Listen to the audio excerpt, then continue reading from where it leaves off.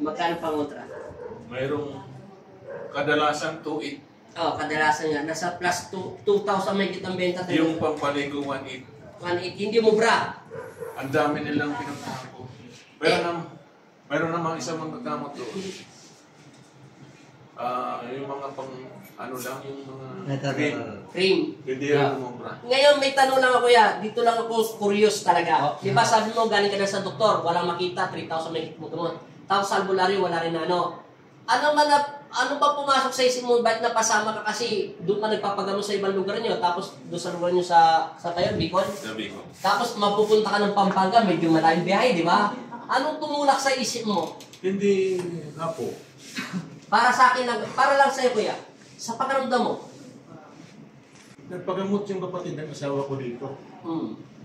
Pag nakahiga ko, nakatulog ako, ang isip ko, pumunta ako dito. Parang may tumutok, parang may umudyok sa isip mo. Kasi kahit na walang pag-gising ko, parang gusto ni Lord pumunta dito. Pero napanood mo kami sa video? Wala pa. Kasi yung cellphone ko, hindi na nagka-charge. Balik kinukwentuhan ka lang ng... Narinig ko sila. Nagkakila sila ng sakit. Nung dumating yung asawa ko. October 3. Magpagamot kita. October 1, sakto. Doon. Kaso naman, itong asawa ko, nagpapalagay ng Pangalawa. tiles. Ako, busy. Meron ka akong pagkakataon. Na pumunta sa Pampanga. Pupuntahan ko nga ako si Manay Diling. Nanay niya. Ngayon, nag-usap sila. Nung inatid ko na yung asawa ko dito sa Maynila, tinabagan niya ako. Papunta na ako. Yung October 1. Yung October 1. Kasi noong October So yung matutulog ka, ang pinapasok sa'yo ng Pong Nazareno, pumunta ka rito. ang pag natutulog ako, magigising ako. Pupunta ka sa Pampanga. Yun lang ang sinasabi. Sa panaginip. Sa panaginip. Pero ano siya, liwanag? Walang ilaw kasi pag natutulog ako. Hindi, ang ibig sabihin, kahit wala siyang ilaw, napapansin mo ba maliwanag sa isipan mo? Parang yun lang ang pumapasok ko isip ko. Pero hindi ka ba nagdasal na tungkol kay Papa Diyos na hanapan mo ako yung sinabi ng kain niya o pumapasok lang sa isip mo? Ang dinadasal ko lang, Lord Jesus Christ, my God. Sinabi mo sa iyong salita, isa man o tatlo, nasa harapan kita. Linisin mo ko. Ngayon, nung naiyak ako, ngayon, naririnig ko na sa panaginip ko. Pumunta ka ng Pampanga. Pumunta ka ng Pampanga. Kasi nagulat kasi ako kanina, nililinis kita. May malakas na spiritual na nagmumula sa puso ko at pumunta sa kamay ko. Parang malakas na hangin na tumatakbo ng 100 o 80 kilometers. Galing mo kay Kristo. Nagulat ako na wala ng power.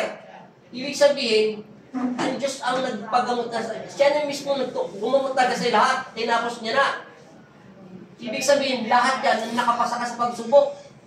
Kaya, yung katawan mo, nawala yung mga galis-galis. Kasi una, hindi mo kinaya, di ba? Ibig sabihin yan, sobrang sakit talagang ganun talaga kaya pag may kulang.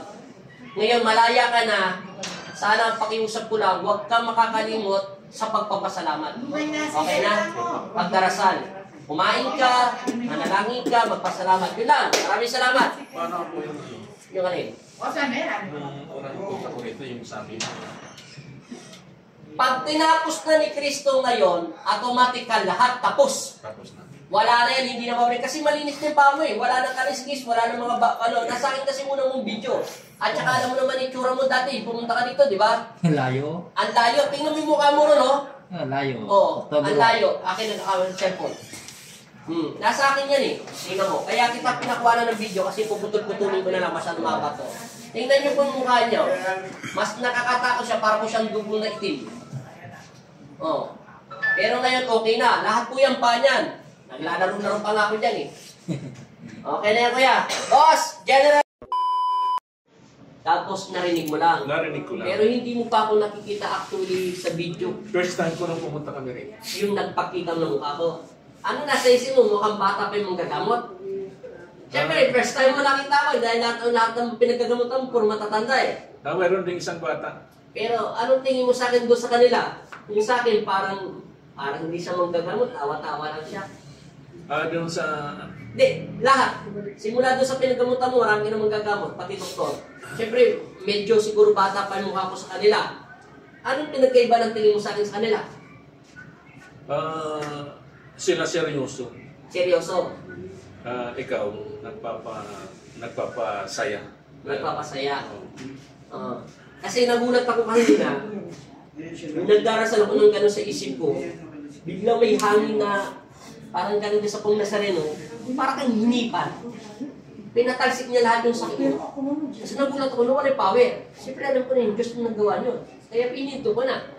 Kaya ang pakaramdam mo, biglang lumiwanag, di ba? Lalo lumiwanag. Yun na. Yung isang nagagamot sa akin ako,